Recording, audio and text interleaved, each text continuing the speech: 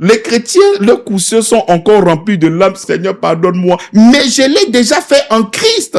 C'est pas ta capacité à parler qui fait que Dieu te pardonne. Et Dieu nous a expliqué le concept du pardon dans l'Ancienne Alliance. Lorsque le peuple péchait, il fallait venir avec un animal sans défaut qui devait lui être le substitut. Prendre le poids du péché et toi te déclarer pur à partir de la bête.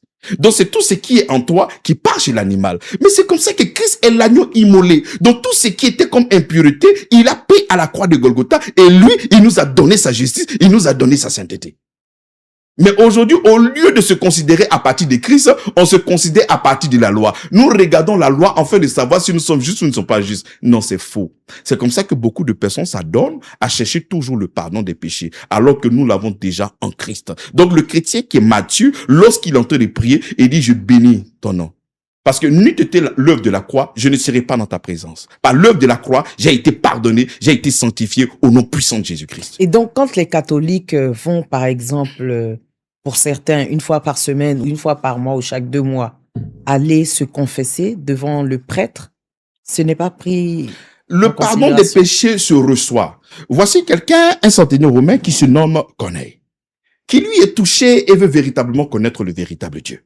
Il va commencer à faire des aumônes, il va commencer à poser des actions belles. Mais tout ce qu'il a n'a pas fait de lui un enfant de Dieu. Il a fallu que le Seigneur appelle Pierre, va à Joppé. Il y a quelqu'un là-bas du nom de Corneille. Et pendant qu'il était en train d'annoncer le pardon des péchés en Jésus-Christ, paf, le Saint-Esprit est descendu sur lui, il est devenu un enfant de Dieu. Donc le pardon des péchés s'annonce. Ce n'est pas ta capacité à faire quoi que ce soit pour que tu sois pardonné. Non.